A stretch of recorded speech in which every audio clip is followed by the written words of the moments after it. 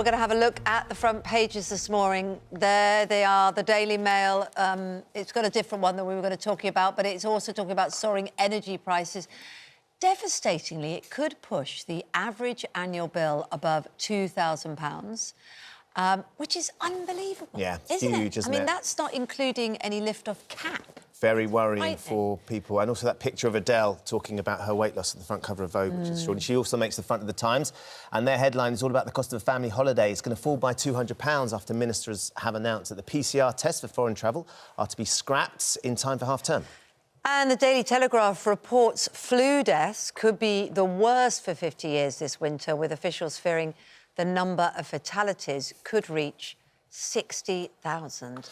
We're joined by former Home Secretary Jackie Smith, broadcaster Ian Dowd. Dr Amir is with us as well. Amir, if we can start with the flu outbreak, because, I mean, off the back of what we've been through with the pandemic, everybody knows we were all inside and it was a bit sort of more contained last winter. Yeah. We're already seeing sort of prevalence of strong colds at the moment. Flu's a different thing, but it's a real worry, isn't it? Lots of our viewers getting in touch this morning talking about flu jabs, saying they can't get a flu jab. Their GPs are only doing it over 65. Their GP surgeries run out of the flu jabs. So, first of all, yes, it is going to be a real worry this coming season because we had low levels of flu last year because of the coronavirus restrictions and social distancing, meaning people weren't exposed to the virus as much and there's lower levels of immunity in the population, which is why it is so important that people come forward for their flu vaccine. We're rolling out the biggest flu vaccine programme in history, in UK's history, which is incredible.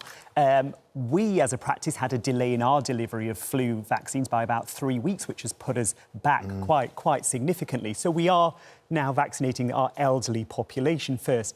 So some people may have to wait longer than they would have done already, but we will get to them, and it's really, really important that they come forward for the flu vaccine. I mean, how concerned are you?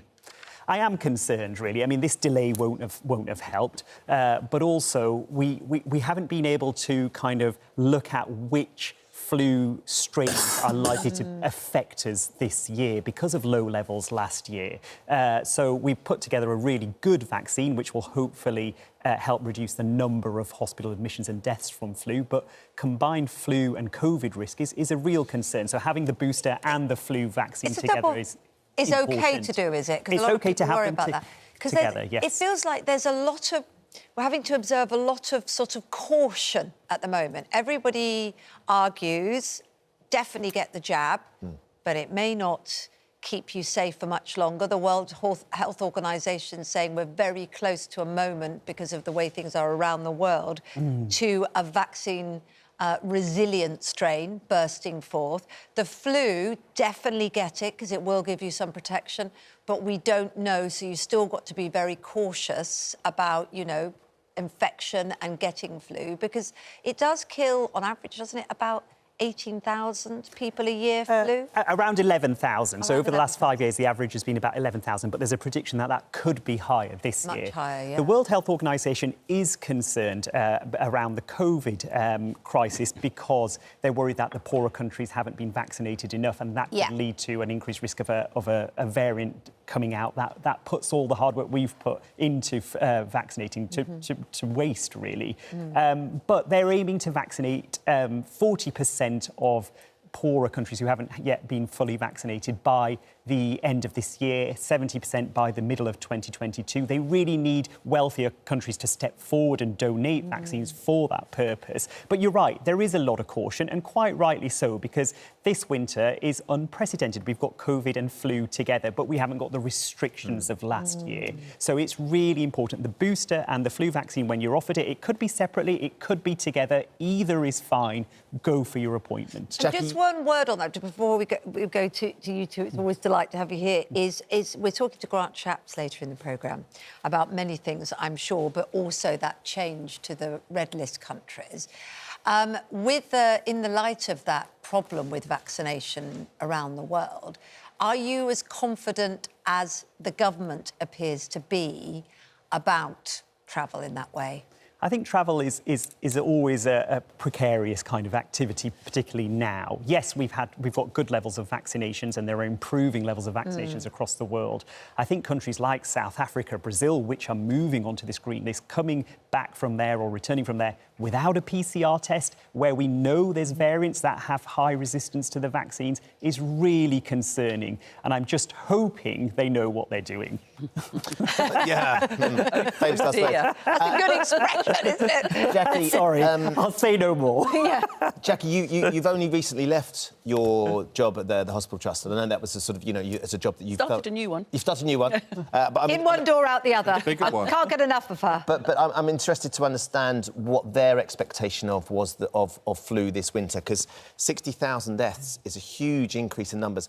But if there's 60,000 deaths, you wonder how many people are going to be hospitalised as well. And we've had these whistleblowers talking to us about the problems with critical care at the moment. Yeah. 2 nurses saying they're being forced to look after one patient, or often looking after 2 patients, when during the peak of the pandemic, they had 10 nurses to a patient. But it should be one-to-one. The strain on resources already is difficult, but with the coming flu, it must be a real worry. No, that's absolutely right. So there is an argument. You should have the flu jab for yourself, but you should also have the flu jab to continue protecting the NHS, because the NHS is under enormous pressure at the moment. There are still patients in hospital with COVID. And as Dr. Amir says, if we then get a much more serious flu epidemic than we usually have, that will also put pressure on the hospital. It puts pressure because you get more patients, but it also puts pressure because staff get ill themselves and then can't turn up. And, of course, staff shortages are always a challenge for the NHS at a time when we're also struggling to deal with the backlog of people who weren't able to have their operations during the pandemic. That's why, when I started my new job at Barts Health and Barking, Havering and Redbridge this week, I didn't mind at all that they greeted me with a needle and gave me my flu jab on Tuesday. So I've had That's a lovely welcome on board present, isn't it? Welcome. That was your signing on bonus. Yeah. But I mean, it's difficult here because we see the government struggling with so many things at the moment. They've just been at the party conference, and yet here is more demand on the NHS. They're raising national insurance to pay for critical care, social care initially, but the NHS as well. But it seems like that demand on the NHS is just growing and growing and growing. I'm not sure what they can do to try and support, unless it's give more money, but is that going to be enough ultimately? Well, they would say they have given a lot more money. But look, there's always a thought that there might be a flu crisis this year. Given what happened last year, I suspect that the reality is that there will be more cases this year. Whether it'll be 60,000 deaths, I mean, that seems to me quite a high estimate. But, of course, when we were looking at all of the COVID figures, people were getting outraged when the number of deaths went up to 20,000, then 30,000. Are we going to get so outraged at 60,000 flu deaths because we're used to flu affecting the population each year? I don't know. Well, I know what Dr. Amir will say. It's a different problem. It's different this year. It's a different devastation. Yeah, it certainly is. Yes, 11,000 is the average. It's likely to be higher this year. That will have an impact on the NHS. But also, they're 2 very separate illnesses. One has a very long tail attached to it, unlike flu does as well. But, the 2 combined is the real concern.